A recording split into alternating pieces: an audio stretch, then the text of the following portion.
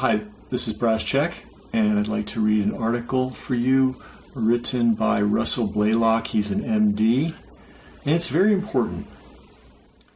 And here's what he has to say.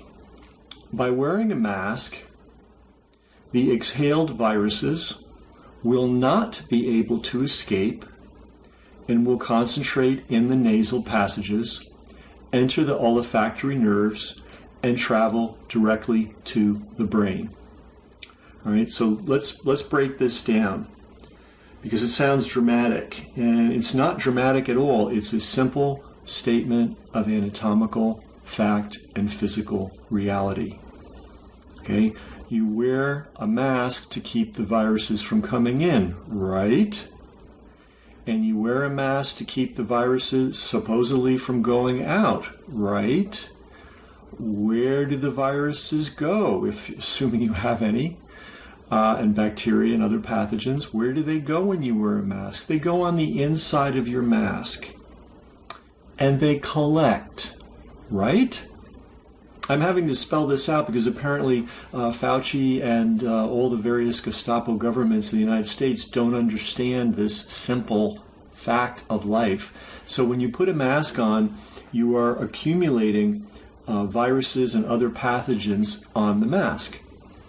Okay? You have a thing on the front of your face called a nose. Okay? The nose has, if you're lucky, has two openings. Okay? Those are called the nasal passages. All right? At the end of the nasal passages is a thing called the olfactory nerve. And this may be deep water for some people, you know, but stick with me. So that olfactory nerve is literally, it's a cranial nerve. It's a direct nerve from your nose, from the inside of your nose, straight to your brain. It's a direct line. It's like your optic nerve. The optic nerve also has a direct line. It's very, very powerful, highly wired, close to the brain nerves. And they go directly into the brain. Okay? And believe it or not, if you accumulate a lot of pathogens in your nasal passages, they will get on the olfactory nerve. And the olfactory nerve actually runs straight to the brain. Now, I know this is going to be news to many physicians in America because they're allowing their patients to endure this insanity without saying a word. All right? But I'm going to read the sentence again. It is not at all dramatic what he's saying. This is called reality, and it's called anatomy. There are two subjects that people used to study in the pre-pandemic era. You know, now we have a new branch of science, and it's called whatever comes out of Fauci's ass that day is now science. And of course, that gets passed on to the idiot government officials throughout the land. So anyway, let's hear again this statement. By wearing a mask, the exhaled viruses will not be able to escape and will concentrate in the nasal passages, enter the olfactory nerves, and travel into the brain. That's how it works, folks. That's why if you're a union painter in the state of New York, you cannot be compelled to wear a face mask on the job. This is pre-pandemic. Until you had a formal sign-off by a cardiopulmonary specialist that you were healthy enough to wear a mask for prolonged periods. How many, I could almost weep here, okay?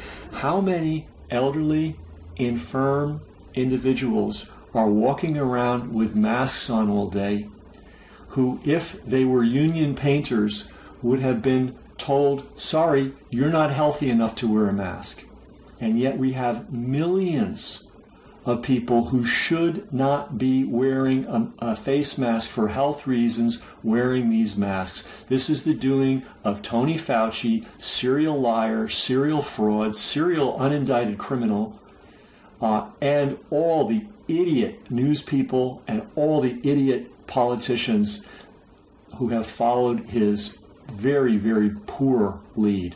This guy knows nothing about public health. never did. In fact, he's responsible for one of the biggest public health catastrophes in human history, and we're not even talking about the pandemic. And as time allows, we'll do a report on that one. But bottom line, ain't a good idea to wear a mask. Let me continue from Dr. Blaylock, a real doctor. Researchers found that about 1/3 of workers developed headaches with use of a mask. Most had pre-existing headaches that were worsened by the mask wearing, and 60% required pain medications for relief. And I'm sure Fauci's friends in pharma couldn't be happier. Maybe we could prescribe some Vioxx to them. Vioxx, by the way, was a Merck product that was sold as a headache remedy that caused between 200 and 300,000 heart attacks, deaths. Not just heart attacks, full-fledged deaths. But let's forget that story because we can trust everybody in the pharma business at all times. Yeah, I'm pissed. I am pissed. As to the headaches, while straps and pressure from the mask could be causative, the bulk of the evidence points towards hypoxia, which means not getting enough oxygen, and or hypercapnia as the cause. That is a reduction of blood oxygen, hypoxia, or an elevation of blood CO2, hypercapnia. Okay, so we've done a couple of shows about this, but why not repeat it? If you're wearing a mask, you're getting less oxygen and more carbon dioxide. Okay, since you're not a plant, unless Fauci's changed that, maybe we should check. Maybe Governor Cuomo or Newsom or Pritzker has changed biological reality, and now human beings now are plants. So we can breathe carbon dioxide now, and we don't need oxygen. So that's always possible. I'll check Andrew Cuomo's website to make sure that I'm the right biological entity that I'm supposed to be, because whatever he says goes. It is known that N95 masks, if worn for hours, can reduce blood oxygenation as much as 20%. That's a lot, folks. Which can lead to, a loss of consciousness, as can happen to the hapless fellow driving around alone in a car wearing an N95 mask, causing him to pass out, to crash his car and sustain injuries.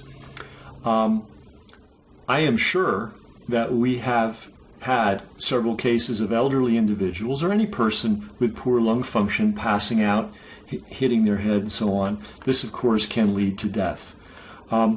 A more recent study involving 159 healthcare workers aged 21 to 35 of age have found that 81% developed headaches from wearing a face mask. Some had pre-existing headaches that were precipitated by the masks. All felt like the headaches affected their work performance. Okay, Dr. Blaylock. Well, fair enough. That's what the study said. He's just repeating something so blazingly obvious that I guess it had to go in the report. Now, here's where we get to some very important things here. Unfortunately, no one is telling the frail elderly and those with lung diseases such as COPD, emphysema, or pulmonary fibrosis of the dangers of wearing a facial mask of any kind, which can cause a severe worsening of lung function. This also includes lung cancer patients and people having had lung surgery, especially with partial resection and even the removal of a whole lung. And it gets worse. The importance of these findings is that a drop in oxygen levels, hypoxia, is associated with an impairment of immunity. It's almost unbelievable we even have to talk about something so freaking obvious. Your immune system runs on oxygen. Studies have shown that hypoxia can inhibit the type of main immune cells used to fight viral infections called the CD4+ T lymphocyte. This occurs because the hypoxia increases the level of a compound called hypoxia-inducible factor 1, HIF1, which inhibits T lymphocytes and stimulates a powerful immune inhibitor called the TREGs. This sets the stage for contracting any infection, including COVID-19, and making the consequences of that infection much graver.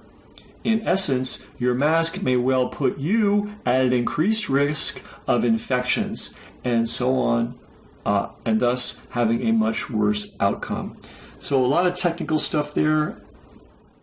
I guess it was necessary, but you have to understand, it's your oxygen that fuels your body, which includes your immune system and includes the functioning of all your organs. We know that maybe Pritzker and Newsom and Cuomo have changed that too, at the direction of Dr. Fauci. But when your organs don't get oxygen, you die. And simply reducing oxygen to someone can cause them to pass out or get sick. I know this is radical medical insight that's probably boggling everybody's mind right now, because now we live in a new era, right? Things will never be the same. We're never going back. We're now in a world where up is down and down is up and white is black and black is white, and we don't need oxygen anymore. We should concentrate pathogens in our nasal passages all day long. We should tell the old and the frail that they need to wear masks 24/7, even though it flies in the face of everything that anybody has ever known about medicine. But all that stuff's out the window now. We're in a new era. We're in the Cuomo, Newsom, Pritzker, Fauci era.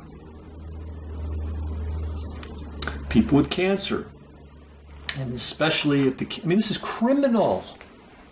What these people are doing. This is pure criminality. People with cancer, especially if the cancer has spread, will be at further risk from prolonged hypoxia as the cancer grows best in a microenvironment that is low in oxygen. If you didn't know that, you know it now. You want to induce cancer in people, cut down on their oxygen supply. Low oxygen also promotes inflammation, which can promote the growth, invasion, and spread of cancers, and every other physical problem, by the way. Repeated episodes of hypoxia have been proposed as a significant factor in atherosclerosis, which I can never pronounce correctly, and hence increases all cardiovascular heart attacks and cerebral vascular, that's strokes, diseases. So if it's not enough that you're reducing your overall immune function, if it's not enough that you're increasing the odds you might pass out, if it's not enough that it's going to induce headaches in 80%, 81% of young healthy people that wear these things, it might stimulate a heart attack or a stroke. But Andrew Cuomo's not worried about that because he's on the phone with Dr. Fauci every day. Which, by the way, you should know that that's the case. Fauci was very good friends with Cuomo's father, the former governor of New York. And Chris Cuomo is on record, on video, as saying that Fauci is in touch with them daily. Just so you know that. Just so you know where the insanity in New York State is coming from. It's coming from the top. There is another danger to wearing these masks on a daily basis, especially if worn for several hours. When a person is infected with a respiratory virus, they will expel some of the virus with each breath.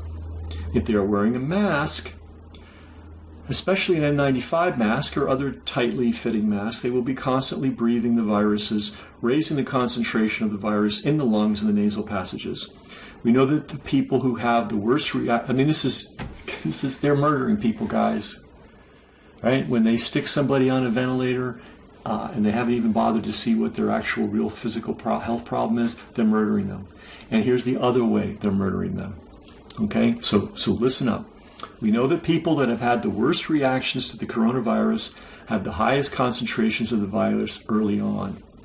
and this leads to the deadly cytokine storm in a select number. Okay, so if someone's already vulnerable, and maybe they have a touch of COVID, now you put a mask on them, and now they're concentrating the COVID.